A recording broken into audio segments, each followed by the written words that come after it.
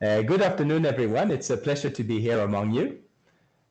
So my name is Josef Garvi. I live in Niger Republic in the second biggest city of this country called Zander. And I'm going to talk to you today about the potentials of the wild food trees of the Sahel and what can be done to make such food trees come back to life and be popular again after having been forgotten.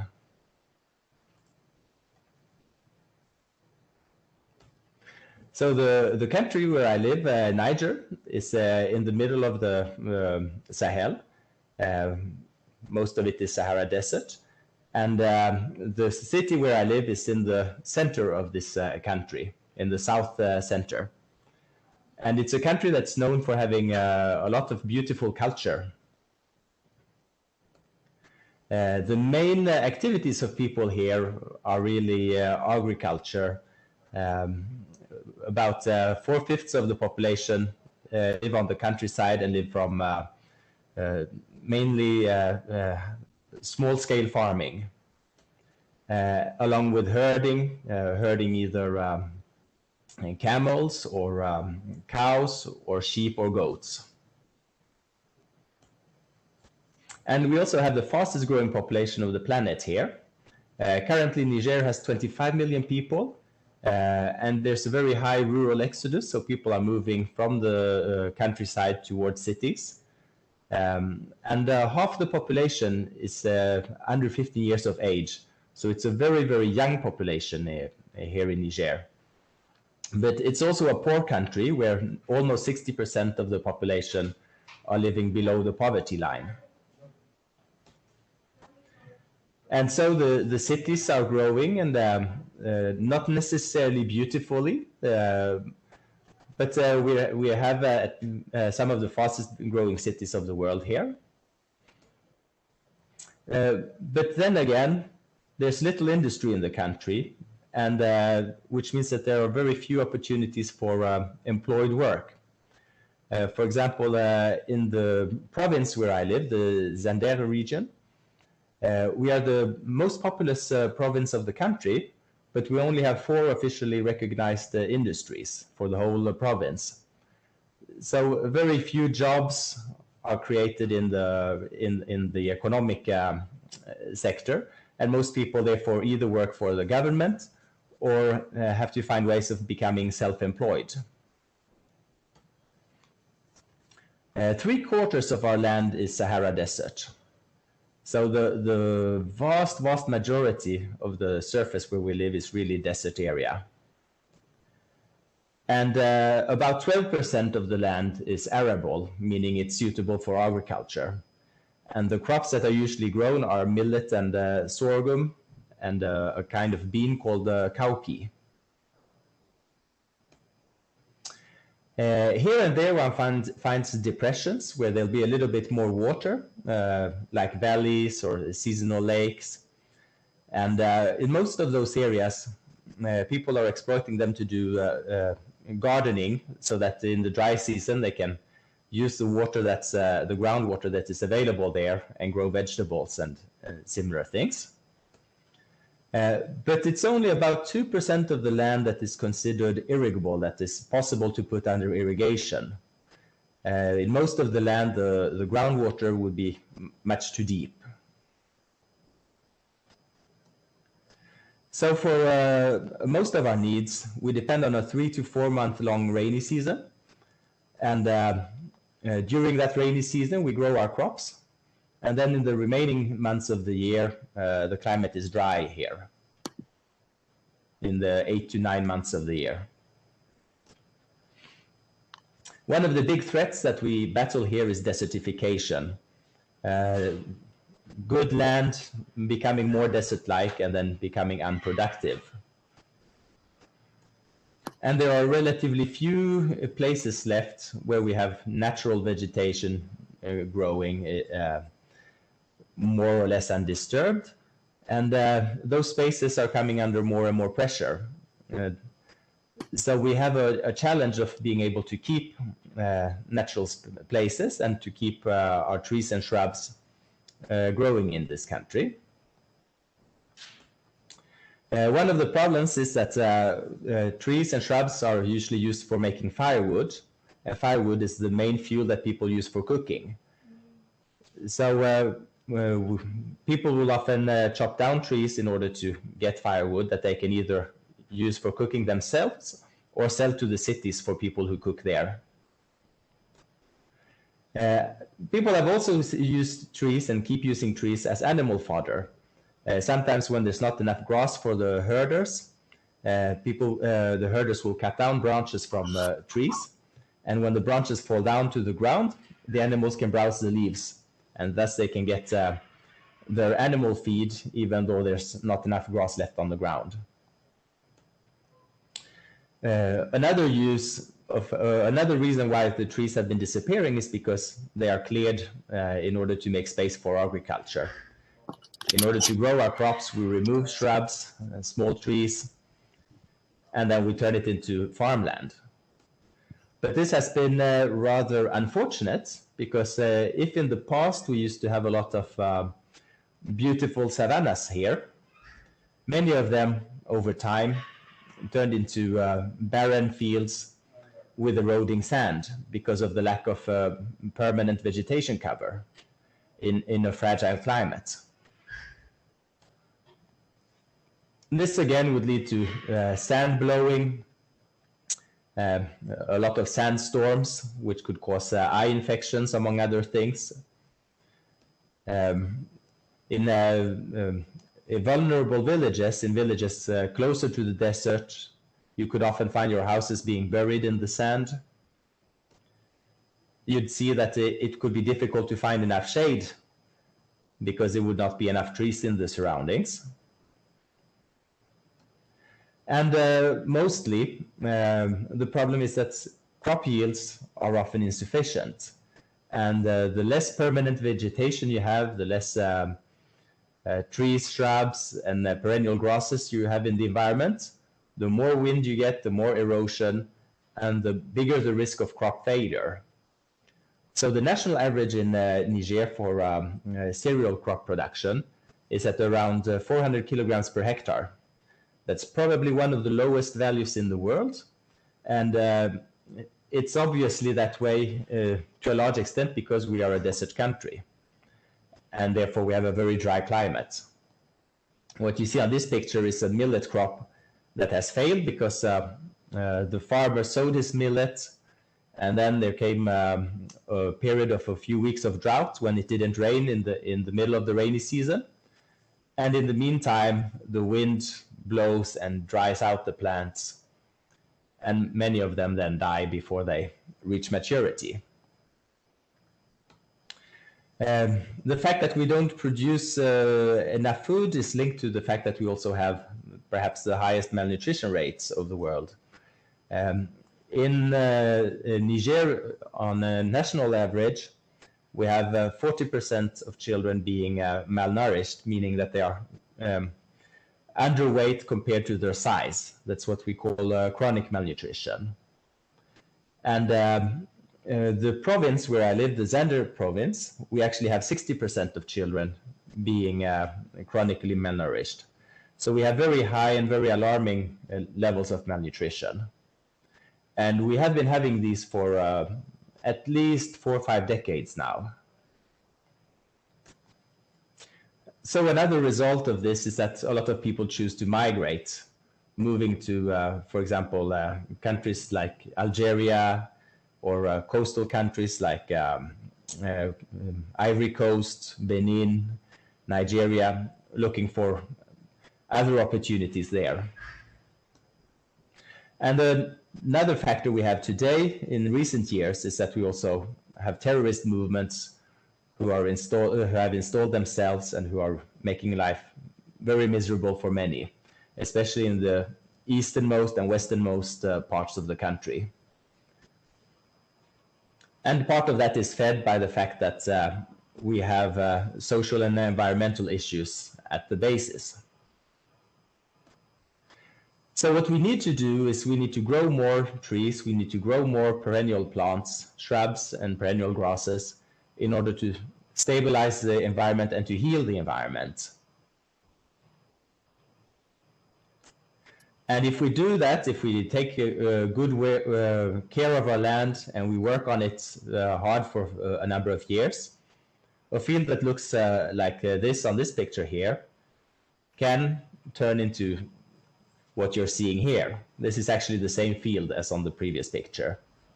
So there's enough growth power in nature to regreen the area quite a lot. And even when the plant is small, if a tree or shrub or even a grass is already of a very modest size, it starts helping because it slows down the wind, it binds the soil around the plant, it reduces erosion, it reduces excessive evapotranspiration from the soil, and you get better soil fertility and better growth. And you can quickly see that effect when you grow cereals. For example, here we are looking at a field growing millet. And what you can see on the left part of the picture is the part of the field for a particular farmer that was in an area with no trees in the surroundings. And you can see the millet there did not grow very tall, and the spacing between the plants that have survived is quite high. On the right hand of the picture, you can see the same field of the same farmer in the same year. The picture is taken on the same day, but they are looking at the crops that are growing close to a space filled with trees.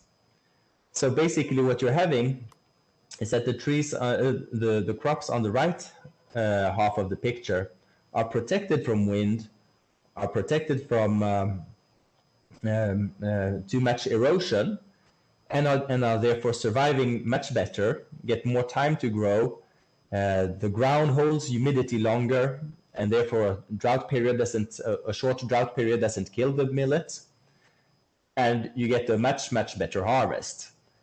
Considering that these two pictures are from the same field on the same day, you can see the immense impact that you get by having trees compared to not having trees to protect your environment.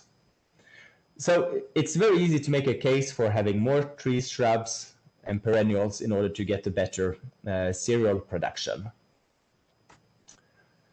And that works. A lot of farmers have started adopting techniques for regrowing trees in order to improve their cereal production.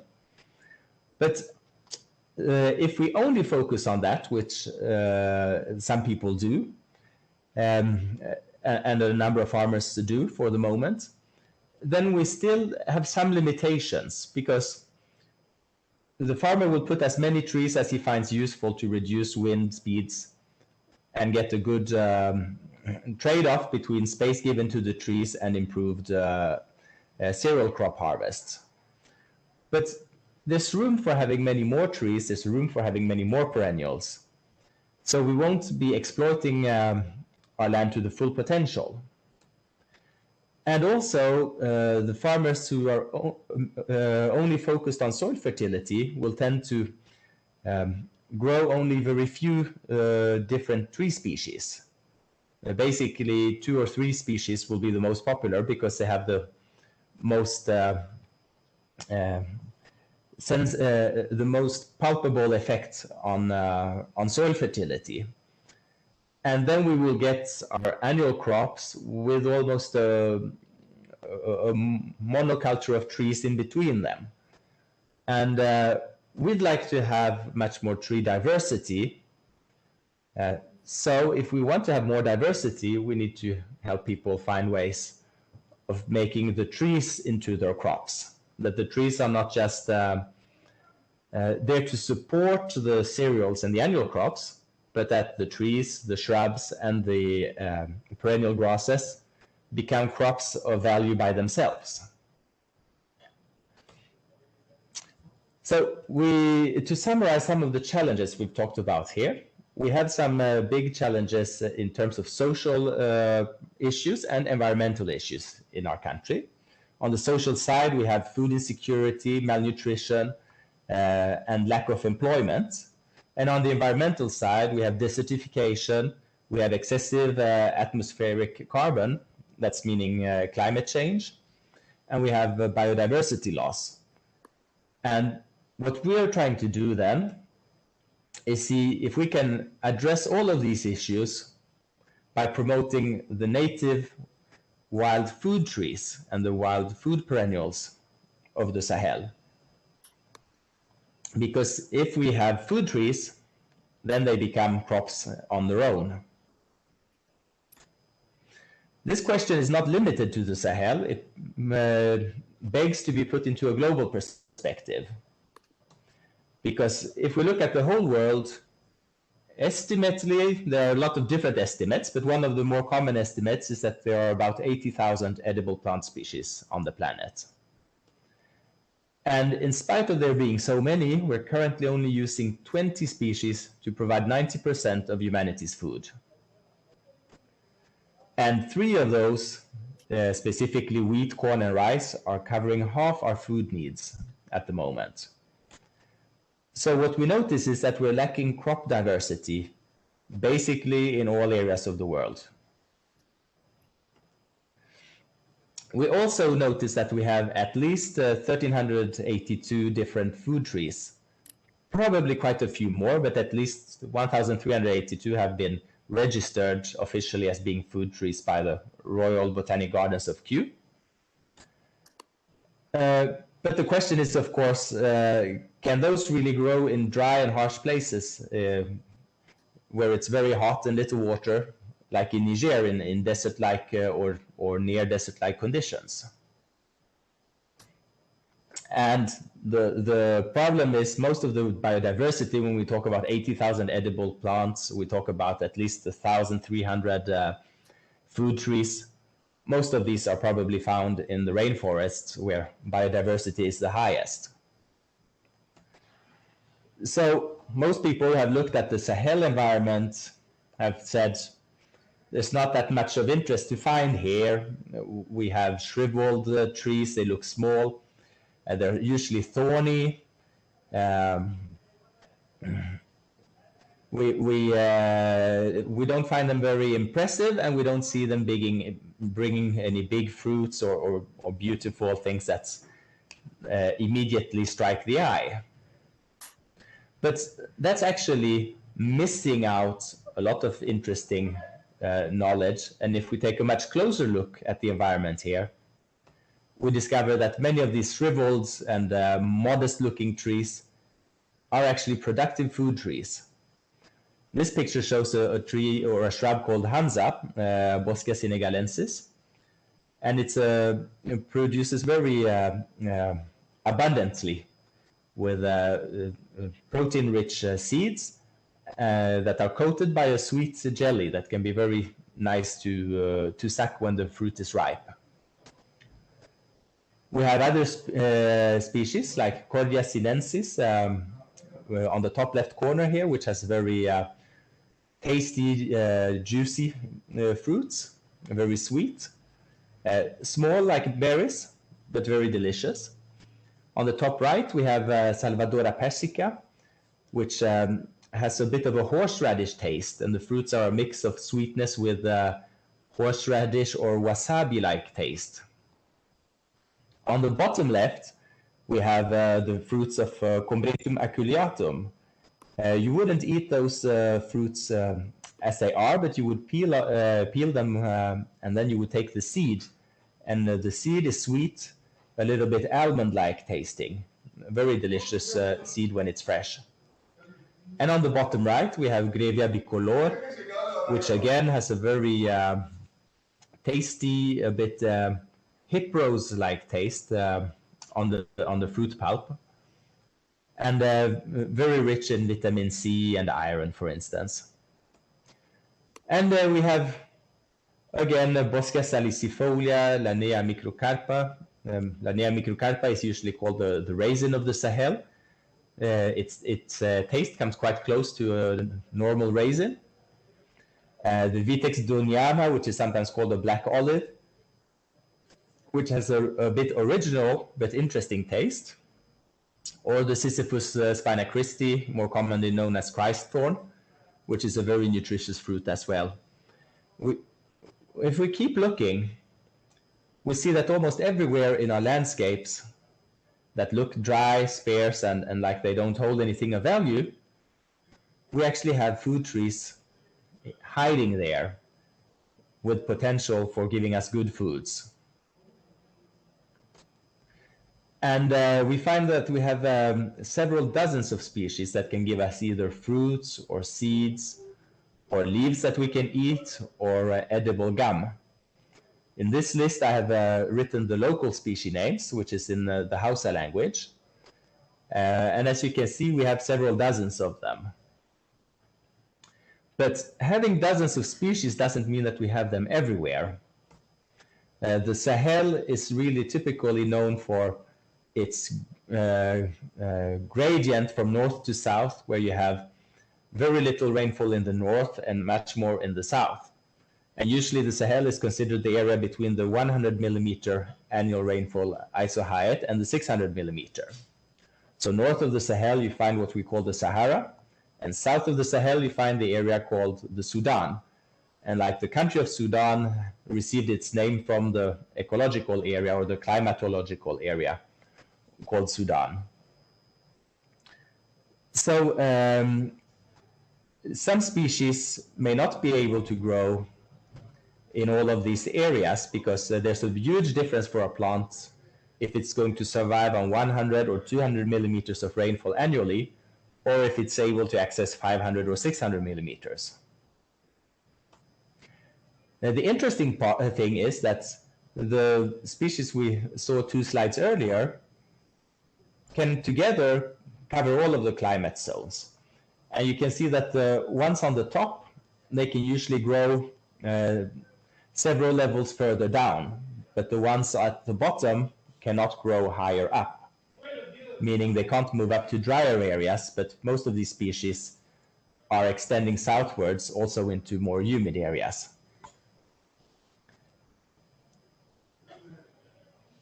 And we can see that even if we look at the very driest areas, the ones that are really close to the desert, we still have an interesting number of different food trees and food perennials that can grow there on very little rainfall and still produce fruits, seeds, leaves, and gums that we can eat.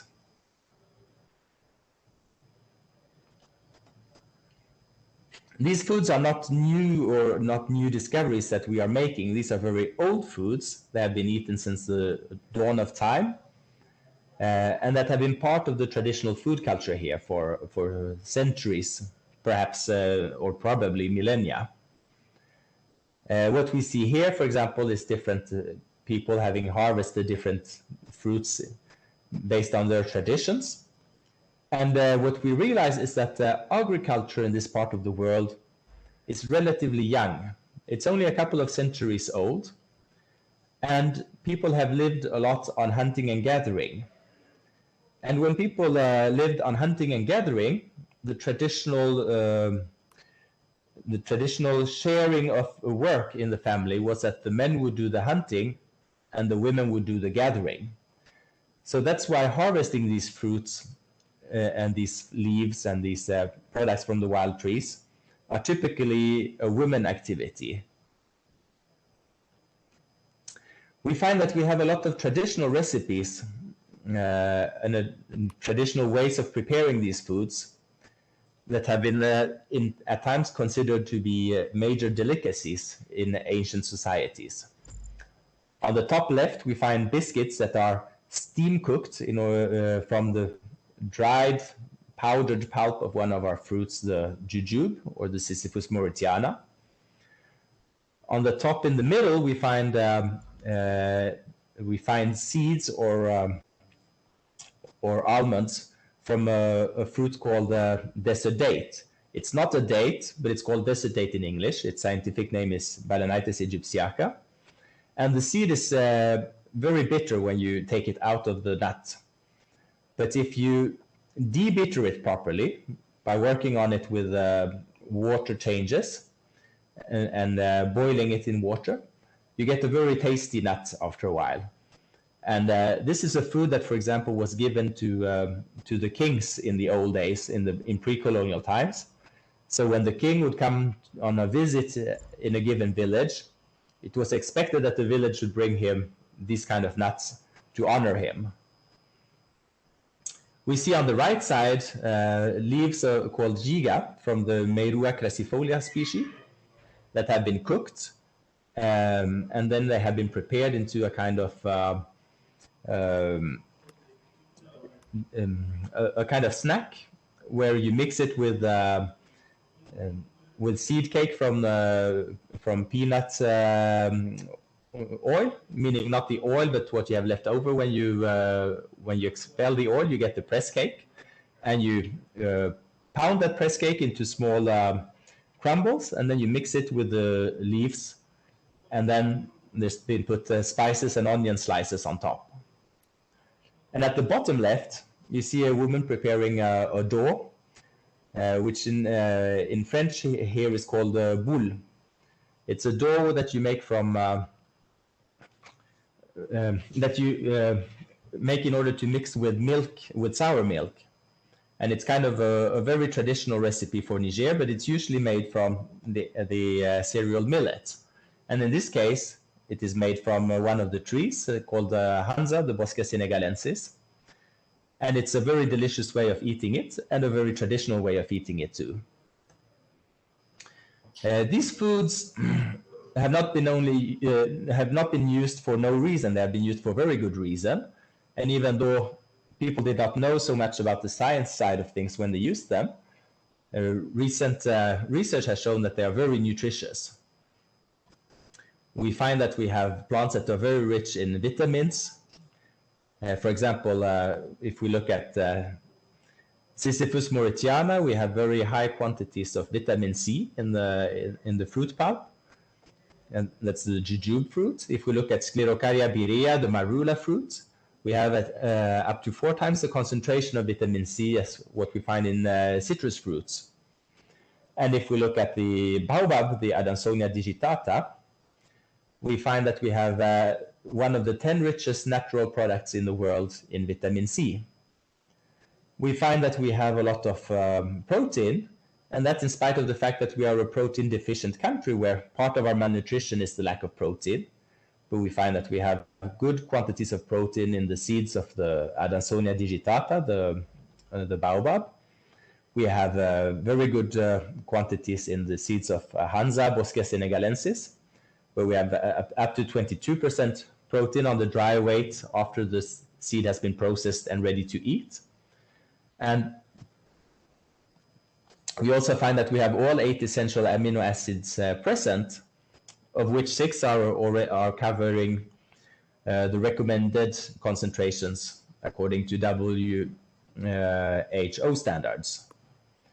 We find that we have leaves with very, very good protein contents as well, such as the Meirua crassifolia, the giga leaf, which contains between 15 to 39% protein on the dry weight, and 7 of the 8 essential amino acids at concentrations higher or equal to the recommended WHO standard. And we have plants like the Crateva adansoni, where the leaves have 24% protein, and all of the 8 essential amino acids are covered at rates equal or higher to the recommended WHO standard. And the same thing goes for carbohydrates. We have very carbohydrate-rich foods. The same thing goes for fatty acids. We have plants with high quantities of unsaturated fatty acids. And for trace minerals like iron, zinc, calcium, etc. We basically have very, very good nutrients in these wild tree foods. So the sad thing is that in spite of being so nutritious, their use has been declining over the years. And the reason for that is because of cultural influences from the exterior, or one might say cultural imperialism. In the Sahel, we've been influenced firstly by Arabization and then later by colonization, European colonization. And these influences taught us to feel that wild foods were not real foods. They were more foods for lesser developed people, lesser civilized people. And over time, they became symbols of misery and things you would only eat when you had no other choice.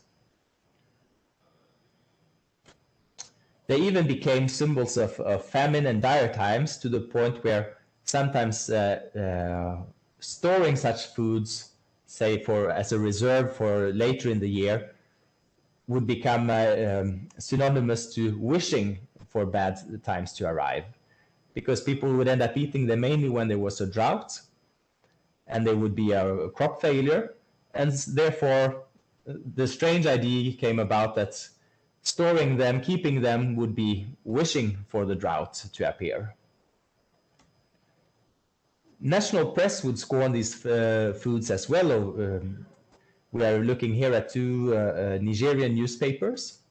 The one to the left is the biggest private newspaper of the country, and the one to the right is the big state-owned newspaper, who both at different times have been talking about how famines have been coming and people have been reduced to eating rare seeds of Hansa or picking wild leaves and fruits for food. And national press have been doing this, and international press have been doing this as well. News companies like the BBC, CNN, etc., have been making similar reports about Niger. Humanitarian aid organizations have also compounded this problem, because they often worked on distributing food imported from abroad to people in vulnerable situations here. And in order to justify that need, they needed to explain that people did not have enough food and why they didn't have enough food. And because people traditionally would fall back on the wild foods when there would be crop failures for the millets, the sorghum, and the main cereal staples, the international organizations felt that they needed to explain why the local foods they would fall back on, or the wild foods they'd fall back on, were not good enough. And so you would find very strange statements like the ones made here from the executive director of the World Food Program, or a statement published by UNICEF about a decade ago, where they would compare these foods to toxic berries, or saying that they contained no nutritional value or couldn't provide any real relief from hunger. And that was very unfortunate, because like we saw on a few slides earlier, these foods are actually very nutritious and very good. There have been other major challenges that have been keeping people from adopting these foods on a larger scale, and have therefore led to their decline. Today's food market is not the same as what it was 100 years ago. Today, customers expect food to be hygienic, and organizing hygiene on the countryside in Niger can be complicated. Knowledge about hygiene is already insufficient, but then again, you need clean water for hygiene, and clean water is often scarce. So you're not able to use a lot of it. You have to be very economic with the water that you do have. Also, these things have been processed in the past using traditional tools like pestles and mortars, but the modern food markets need things that are developed with more advanced techniques that are lacking on the countryside. Not only are the tools lacking, but knowing how to do the work, the processing skills are lacking. And it's difficult to find access to adequate food packaging that can help sell these foods. So what you find is, for example, people who are drying leaves from, this is from the Meirua crassifolia, the giga tree. These leaves have been cooked, debittered, and mashed in order to create buns from them. And these buns have then been put on the ground to dry. And nutritionally speaking, it's a great food. Taste-wise, it's a good food. But hygiene-wise, putting them on the ground for drying may not be the best thing to do. And what you're sure to do is you're sure to get sand in your food when you do it this way. But the biggest problem of all these challenges has really been the empowerment. Because of the stigmatization that came around these foods, people developed complexes, and they didn't feel that they could make these foods into something new, make them into something more modern, and bring them back to modern times. So the belittlement meant that there was no innovation anymore and no market development around these foods. So the question we asked is, how do we bring back appreciation for these stigmatized and forgotten wild perennial crops? Now, I had a small advantage here because I grew up here in Niger, and my family, since I was a child, was involved in research on desert trees, how to grow them, learning about them, what you could eat from them, etc. And I actually quit school at an early age. I studied until I was 15, and from that point onwards, I started helping my parents working on these local, on these desert trees, and seeing what could they be used for and how can we grow them. And so in 2011, the work we had done came a little bit to a halt because my mother passed away. My father needed to move away for a while and spend some time in some other places to have a change of air. And we had to pull out of I had to pull out of the foundation that we had been working in. So we had worked a lot on how to grow trees, how to grow foods in dry areas, but I felt there was a need to work more on how to make these foods adopted and how to break the stigmas that people had around them. So in 2011, we started doing that, my wife and I, and with, at that time, involvement from my father on a distance. Later he returned here and he's active in the work again. So we did that from our home, and we started with a budget of $1,400. And it was both very challenging and a very interesting adventure to try to set this up. Against us, we had this strongly embedded idea that these wild foods were not real foods. They were things you might eat when you had absolutely no other choice, but as soon as you'd get better foods, you'd switch and you'd leave these wild foods behind. And we had a whole society kind of having adopted this idea, and we had international aid agencies supporting that idea. But we decided to make, first of all, as many tasty recipes as we could, and try to show different new ways of eating these old traditional foods. And then we would focus on the most stigmatized foods, the ones that were creating the most reactions among people, negative reactions, in order to show them how good these belittled foods were. And so on the top left here, I had the opportunity to present these foods to the Prime Minister of Niger at the time, who actually appreciated them very highly.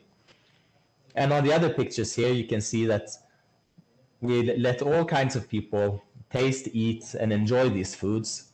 And on the bottom left, you can see that my own children and their friends were happy consumers of these foods. So we worked on breaking the stigma by showing people that this is what you can do with these foods, and this is what they can taste like and how you could eat them.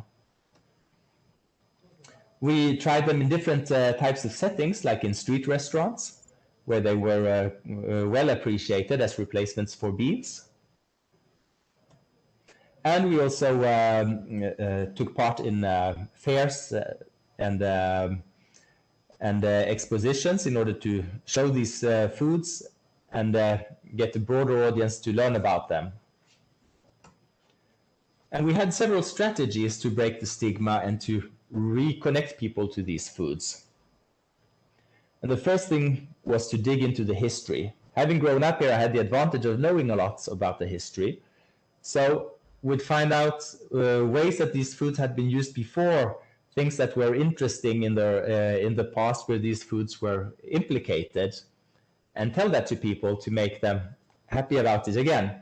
For example, the Hanza, the seeds of the Bosca senegalensis, which were considered a famine food and scorned upon by aid agencies and by national press, had in the past been part of the gifts that one would give to a newlywed bride in order to start her household. And stories like that helped people to realize that, wait a minute, if these things were so bad, then they wouldn't have been wedding gifts in the past. Similarly, we would find names of towns and villages and places that were called after these plants, and quite a few of them. Chi Hanza, for example, in Hausa language means eat Hanza. Magaria is the name of another tree, the Sisyphus mauritiana. Dosso, in Jarma language, another local language here, is the name of Parca biglobosa. So we'd reconnect to these things, and we would underscore that these are our native plants, these are our trees, our foods, and recreate the pride around knowing that this is what is ours, as opposed to all the things that we are importing all the time, that may be good, that may be great in many ways, but don't give us our cultural identity, don't give us our uniqueness in the world.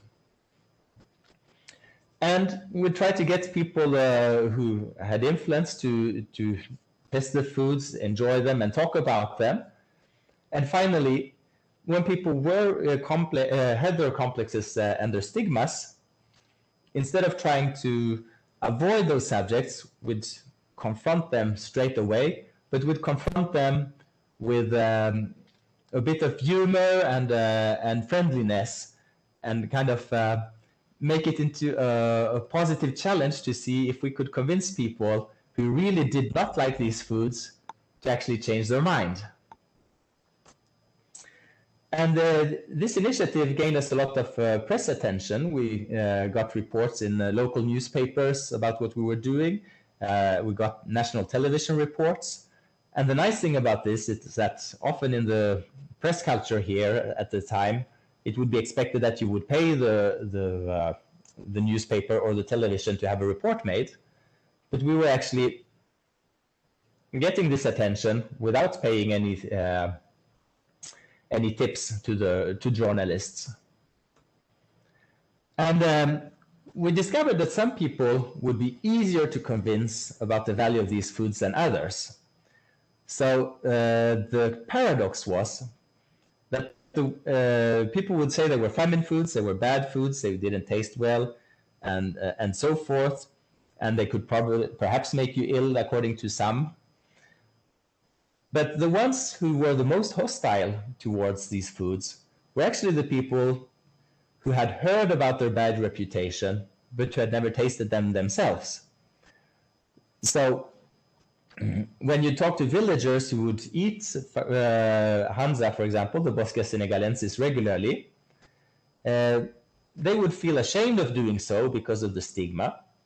But when you would show them that, but look, we can make nice things from this, and we're processing them into biscuits, we're making couscous from this, we're making a very nice dish here, they'd quickly become very happy.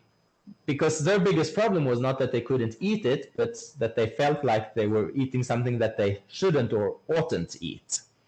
So showing them that actually this is a great idea, it's perfectly fine to eat this, would make them happy again.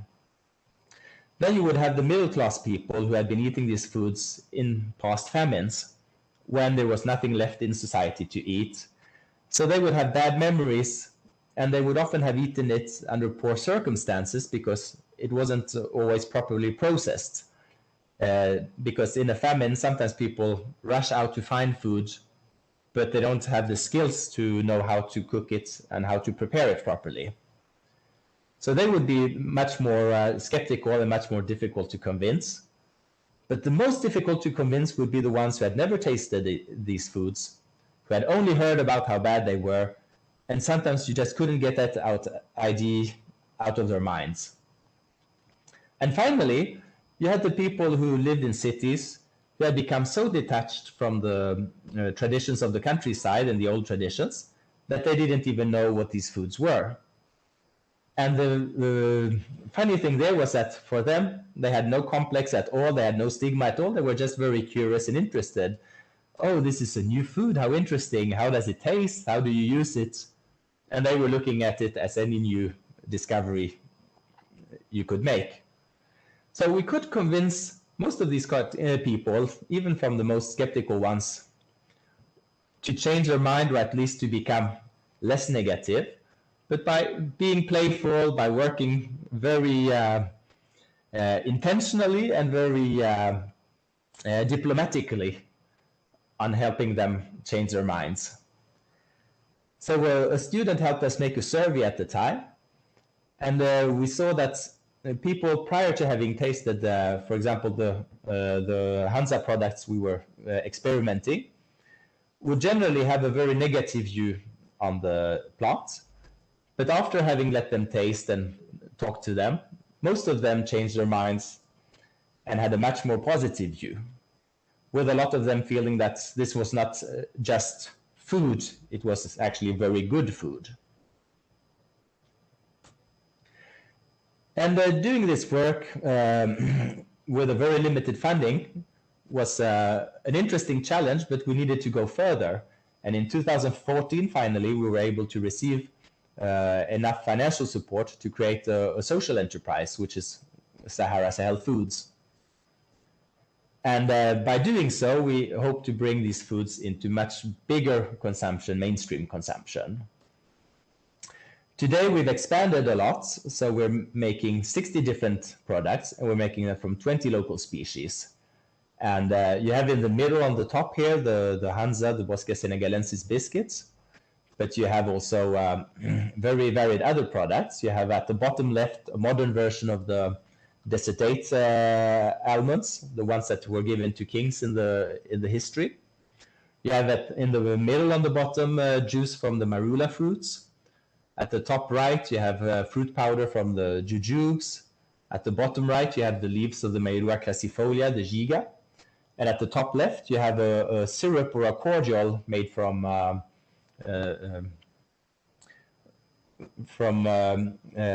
Diospyros mespiliformis, the West African ebony. And the foods we make are both a mix of traditional and innovative foods. For instance, on the top right corner of this picture, you see a salt extracted from the leaves of the Salvadora persica tree.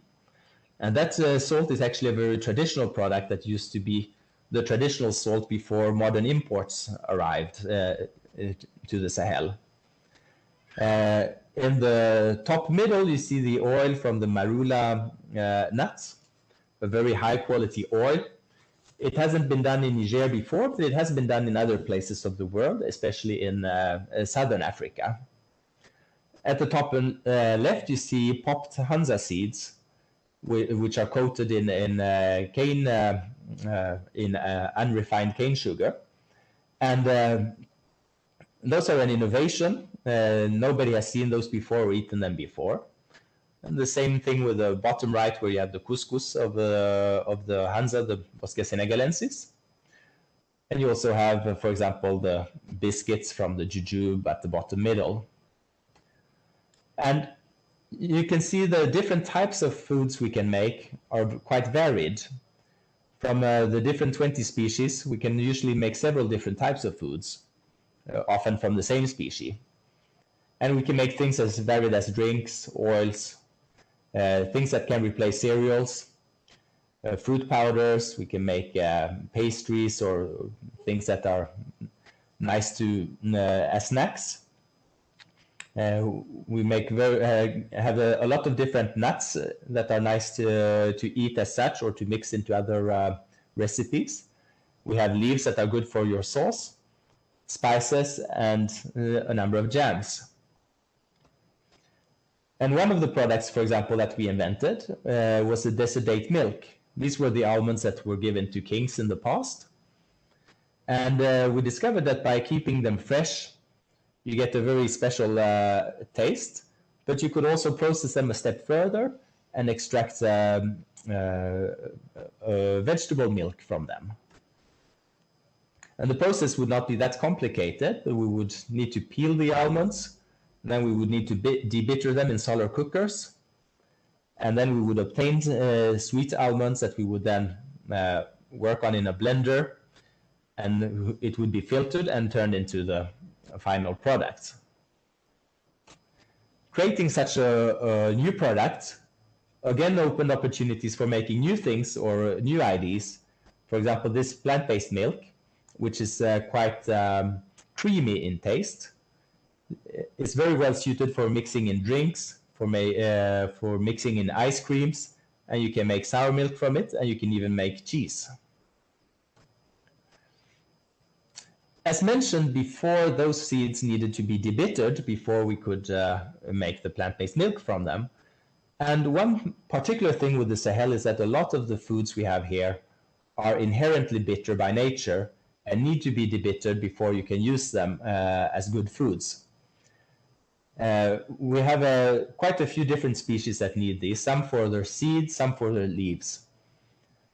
And the interesting thing is that they all use rather similar processes. They all need to be put in water baths, but the ways that you change the water and the temperatures that you use vary depending on the species.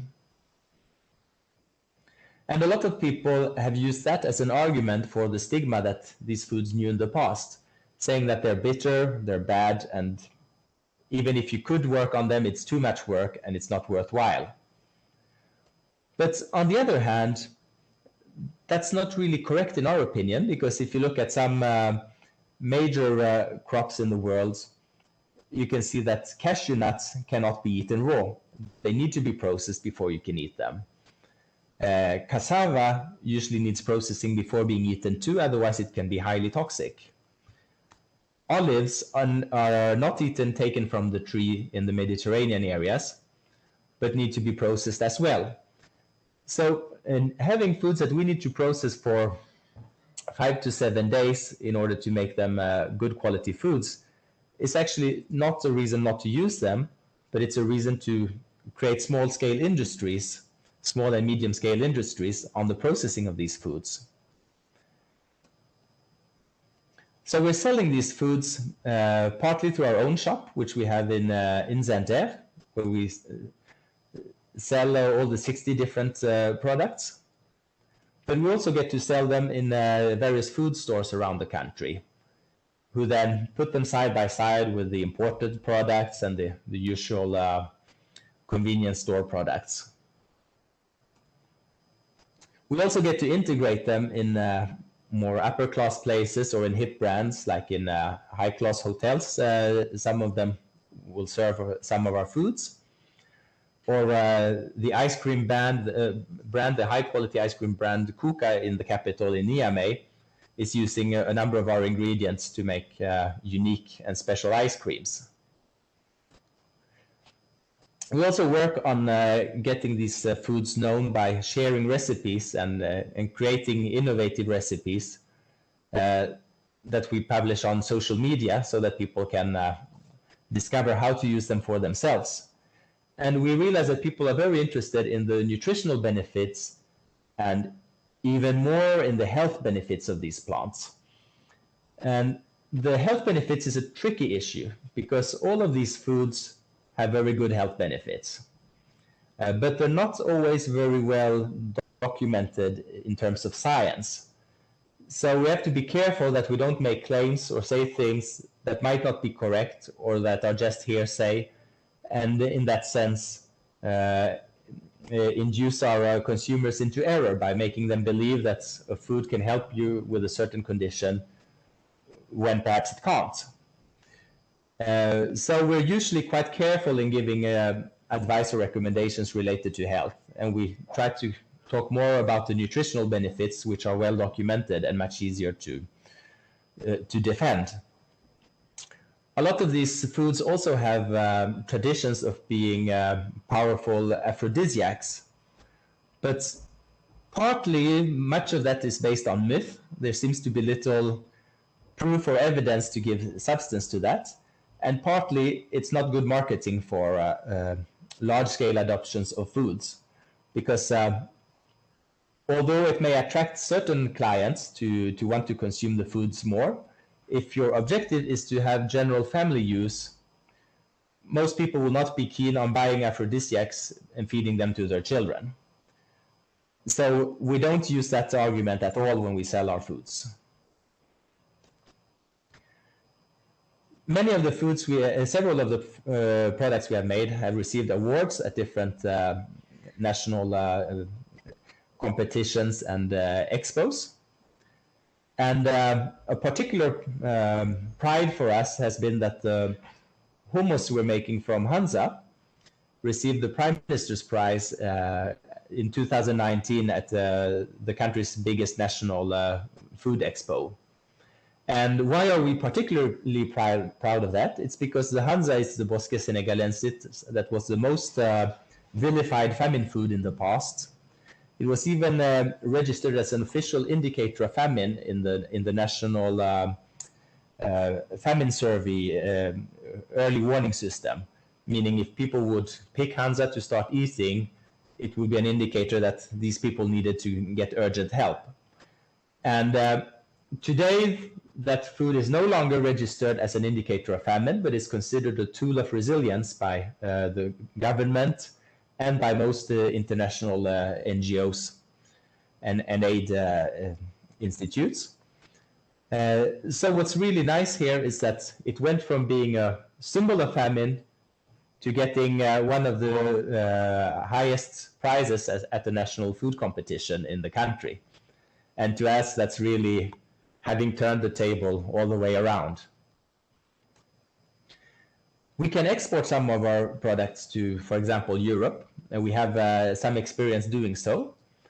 But selling them as food is generally difficult because of regulations, because they are counted as novel foods, even though they're ancient foods. And therefore, it's possible and easy to sell the oils, for example, that we make for cosmetic use, for inclusion in cosmetic products. But we're currently not able to sell them as food outside of West Africa. Since we created Saracel Foods, we've had a steady growth in sales. And this shows that there is definite interest for these foods. And if we keep working this way, then they can really become mass market products. What we do here creates completely new value chains, at least new for the Sahel here.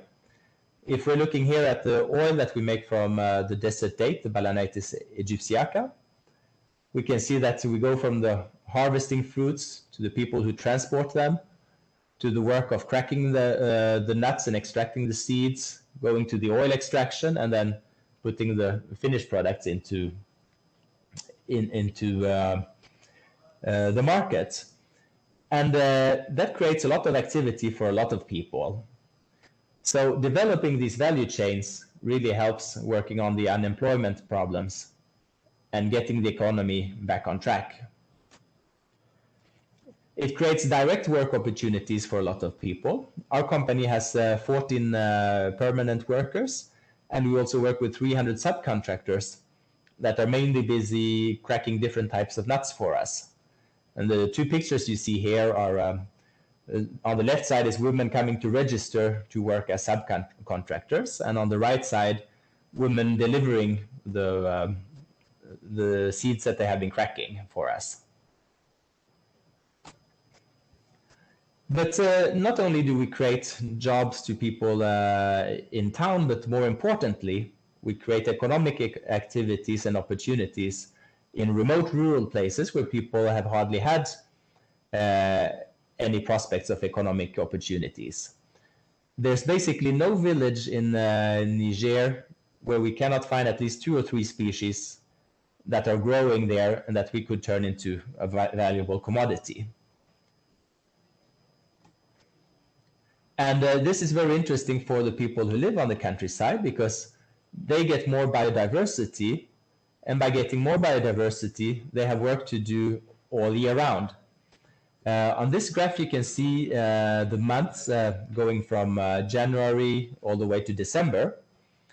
And you may notice that between May and June, the color of the background is changing from beige sand color to green color. And that color stays green until the end of September and goes back to being brown beige again in October. And the green color represents the rainy season, when there's typically a lot of activity to do on your fields in growing your annual crops. And the rest of the year is typically the dead season, when there's little to do on the countryside. And rather than just having one season for one main season for harvesting your crops like you do with your cereals, you can see that by having different types of trees and having biodiversity, you get to have things to harvest all year round. And that creates food security, that creates a more reliable income, and that helps people live better. You can also improve your own nutrition, because by having a bit of biodiversity, you only need to have a selection of 5-6 different species, and you already cover a very broad range of your nutrient needs. On this picture, you see 5 different tree foods, fruits and seeds and leaves from 5 different tree species. And you can see that taken together, they already cover a large amount of the nutrient needs of the human body, and many of the nutrients that are deficient for people here. It's also, once you start using the foods that come from the trees, it's also very rational to get more trees in your fields. Because, for instance, on the left side of this picture, you see a Hansa shrub, the Bosca senegalensis. It will give you approximately 100 grams of pseudo-cereals per square meter occupied. That's about 1 ton per hectare, but because we prefer having people working in biodiversity, we'd rather talk about the harvest per square meter than the harvest per hectare. And you can compare that to the 400 kilograms per hectare, which translates to 40 grams per square meter, that are common for the annual cereal crops. That means that you get more than 2 times as much food per area occupied from your trees than what you get from your grains. Not only that, but you also get twice as much protein per kilo harvested. And so if you keep the 400 kilograms per hectare average for cereals in mind, you can see that many of these trees have very good yields. The Grevia tenax, for example, will give you about 4 to 5 kilograms of fruit per shrub, which extrapolated gives you 600 to 700 kilograms per hectare. The Hansa, as we mentioned, gives you more than 2 times as much harvest as the cereals. The Sisyphus spina Christi, the Christ thorn, will give you between 50 to 200 kilograms of fruits per tree per year. But not only that, prior to having the trees, the tree will be to having the fruits, the tree will be flowering, and the flowers give nectar that can produce the equivalent of 3.6 kilograms of honey per year. So you can have bees pollinating the trees, extracting the nectar, and getting your honey, and then after that also harvesting your fruits. And you have species that grow in the bit wetter parts of the Sahel, in the more southern fringes and more in the lowlands, like the Neocaria macrophylla, the gingerbread plum, which give impressive harvests of up to 400 kilograms of fruit per tree. These trees are also better to adapt to climate change, to drought, and to difficult conditions. This picture here shows a field in a year when there was a really bad drought. And this picture was taken at harvest time. And if you look at the bottom right corner, you see that the millet hardly grew at all and did not yield a single ear of grain. The harvest from this field was really zero. But in the same field, you can see on the left side of the picture, a shrub of Sisyphus mauritiana, the jujube, growing on the same rainfall, this very deficient rainfall, and being and bulging with fruits. So because the trees have deep root systems and because they have advanced water-saving mechanisms, they're much better able to cope with droughts. And when the world is changing to become to have a less and less reliable weather, this is very important for us because this will help us survive better spouts of droughts, rainfall that comes in the wrong season, and so forth. We can also make good food reserves from these foods because they have very long shelf lives. We have often complained about our fruits being dry, small, and not impressive, not juicy like mangoes or apples, but that's because they're adapted to a dry climate. And being adapted to the dry climate, they're also very easy to dry and store. And because we can keep them for so many years, it's easy to make reserves in good years to help us through the bad years. On the top middle picture here, you see the seeds of the Hansa, the Boscia senegalensis, who are known, who are very bitter and need to be debittered before we eat them. And there the bitterness is an advantage because when we store the seeds, we store them in their bitter state. And as they are bitter, they are not being eaten by parasites, by insects or mice. And we can keep them for at least 7 years and take them out and debitter them according to need and still have a very high quality product. All of these fruits that we work with are currently being supplied by a network of about 1,500 people, most of whom are women, and who are living in 70 different villages throughout central Niger. And some of them have very simple backgrounds, and some have told us that they have never owned as much as $10 of their own before. And getting into this activity helps them earn income, helps them then also find their place in the modern world economy. So these things are really game-changing for these people. A number of these women work in groups, most of them work in groups. Some have formal cooperatives that are registered with the government and have official processes for how to make decisions and things like that. But most of the time, they are just friends and neighbors who get together, organize themselves, they know how to work together with each other, and then they have their agreements with between peers, and they come to us as a group to work with us and supply us with the produce from the wild trees. They develop an entrepreneurial spirit, which instead of the sometimes dominating begging spirit that we have in poor countries many times, this spirit encourages people to work hard, take initiative, and take their own future into their own hands. This lady here is called Jamila Isufu. She comes from a village 25 kilometers from Zander, and she was considered in the past a little bit like a lunatic in her village. And when she heard about Sahara South Foods initiative, she came to check if what we were doing was true. And she learned that she could bring fruits from desert dates and earn money from that. So she organized that work.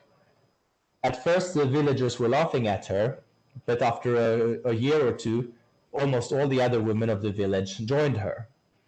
And by picking fruits and doing so very industriously, she's been able to buy herself an extension to the family field of 4 hectares. And she's been able to build herself a new house, which she has to reserve for her son, because she already lives in the house with her husband. So in that sense, she has been able to make economic progress entirely based on the fruits of these wild plants. This inspires the people to give more importance to these fruits and get more active in wanting more trees. And what we see is that most of the women involved in harvesting fruits also get involved in environmental actions. As many as 31% are actively growing or propagating trees through direct seeding and assisted natural regeneration. And most of the other ones are at least active in protecting trees from wood cutting. Part of what we do is also work with these communities to teach them skills in tree care. So this here is a photo of a training session we were doing on how to direct seed trees. And we do this in partnership with our sister organization, Rewild Earth. And people did not have the tradition of growing trees. It was considered typically to be God's job to grow trees. And by this way, we're empowering them to be able to grow trees where they want them and also bring back species that have been disappearing in the past. So what is happening today is that landscapes that look like this, that look like they're just sand and barren places, are actually silently filling up with small trees. And the countryside is becoming regreened. And we see that mothers are teaching their children and their grandchildren how to do this. So this picture here shows Jamila Isufu, the entrepreneurial lady we saw earlier, with her grandson, together with a tree that she taught her grandson how to sow when he was very little. And that tree now is way bigger than the boy himself. So that is kind of the core of what we're doing. And it hasn't always been easy. There have been quite a lot of challenges to get this to work, and there are still a lot of challenges that we need to face and address. And I thought I'd mention just some of the biggest ones. And the very biggest one has always been to secure financial support, because creating an entirely new industry, creating a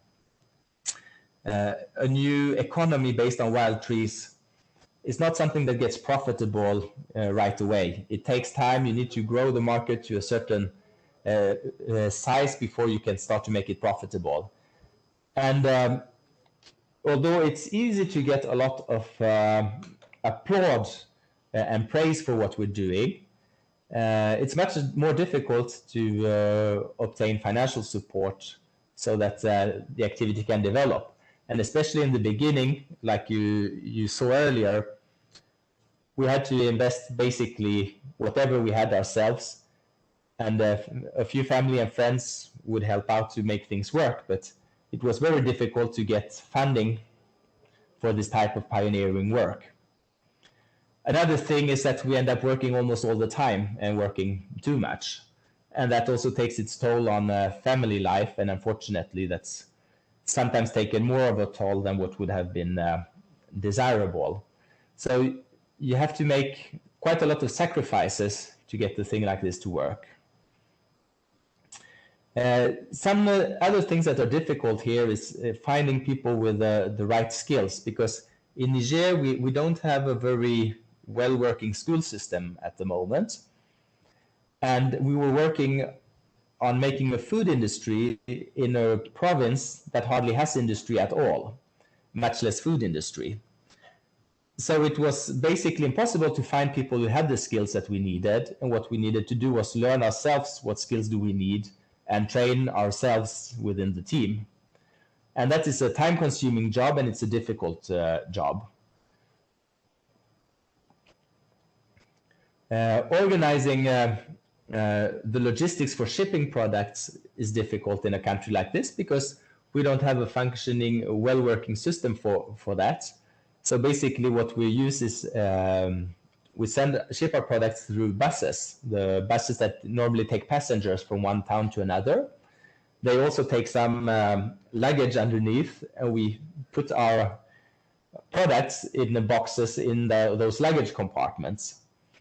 But it's also often difficult because suddenly you may have a check from the customs department, and they may rip a package open to check that there are no drugs or other illegal things in there, but they may not necessarily put it back in the proper way. And so your your products may arrive broken on the other end. We actually had that again just last week with a shipment. And it's challenging to get the logistics to work on how you should keep your stocks, because these products are only harvested when we need them or in small quantities for household needs. So there's not a place where you can go and say, oh, I'd like to have 20 tons of desert date seeds today. Basically, we have to make our provisions for the year, and then when we've done that, we're stuck until next year. So it binds a lot of capital, and it makes it difficult to know if you picked the right quantity or if you took too much or too little. And sometimes that means that we run out of raw materials, and that we actually end up with a few months where we can't deliver the product until the next harvest arrives. And that again plays on our customer response and being able to deliver fast, which customers like.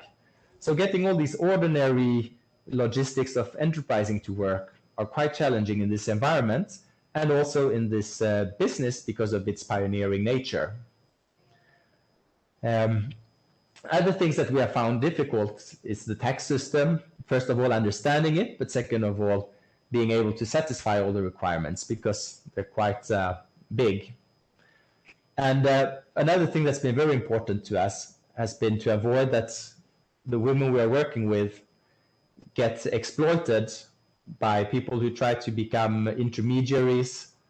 And most of the time it will be men who try to enter the network and take over the role as leaders of the network, but which will put the women who are doing the hard work into a less good position.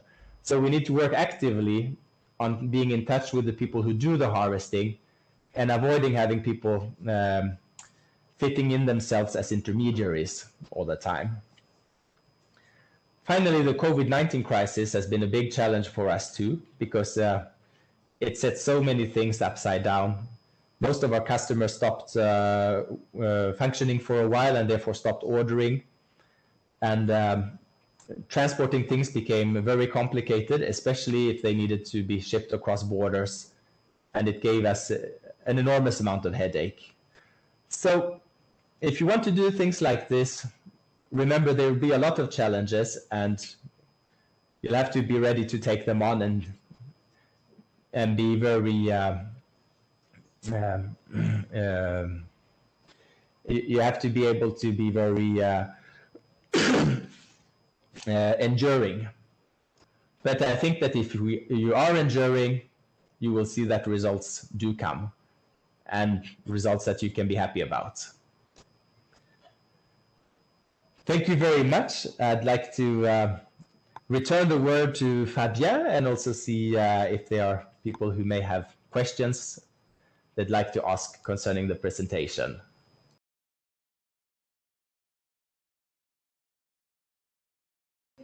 Thank you for a very nice question. So the first part, do I feel that our activities are a success? Oh. In some areas, not yet as much as we want. Mm-hmm. In other areas, they're definitely a success. Mm-hmm. We are still struggling to get the financial side of the social enterprise to run profitably.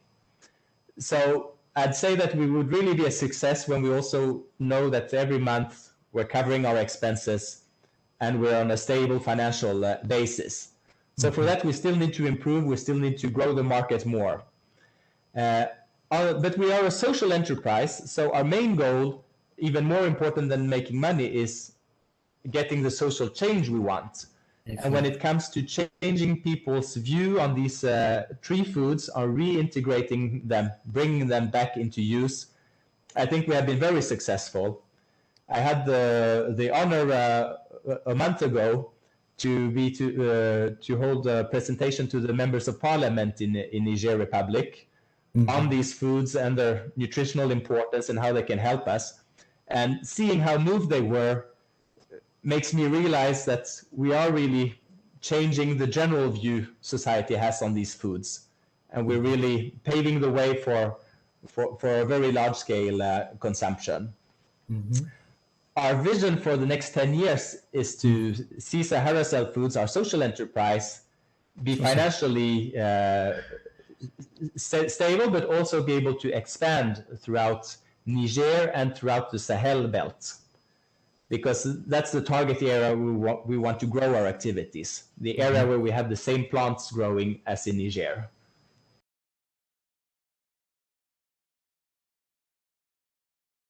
I think they can be very valuable. I think they can be quite effective. It depends on how you organize it on the ground here. If you organize it in a good way, it can be very effective. The biggest problem we have in Niger is security, because like I mentioned in the presentation, we nowadays have problems with terrorism, which means that it's much more difficult to get people from abroad to come here for a few months and share experience and help out. But I think that if security was not the problem and people do come, we've had some people come visit us in the past, and the experience has been very good. They've been very valuable contributors to our work.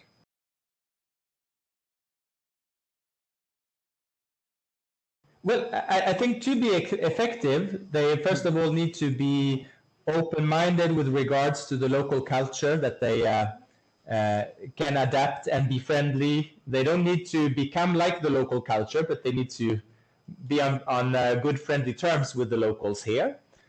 And then they need to listen and understand what are the real issues that we're trying to solve, so that the solutions that they bring are in line with the real needs. Because the needs here may be a little bit different from the ideas that you had before you come. When you're living on a distance, you'll have an impression, but the realities will be a little bit different from the impressions that you have.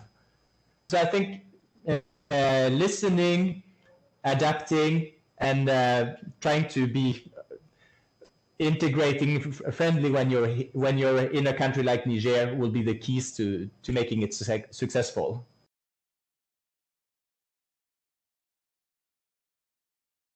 That's a very important question.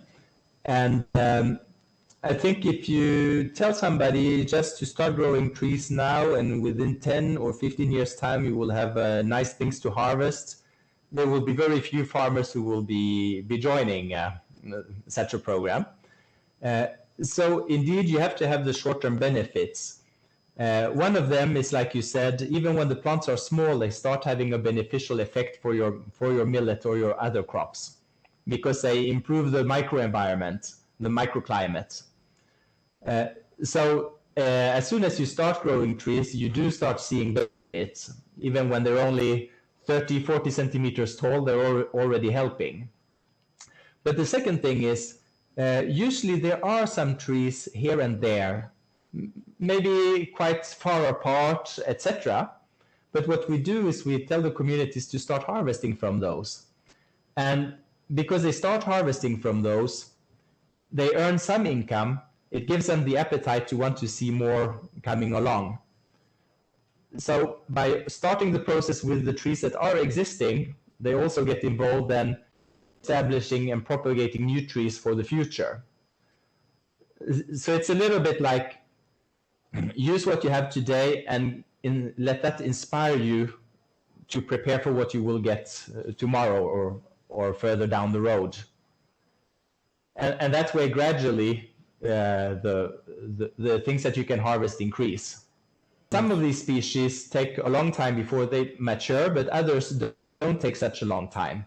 So say the fastest growing species can bring fruits after 3 to 4 years, whilst the slowest growing species may need at least 10 years before they, sometimes 15 years before they give fruits.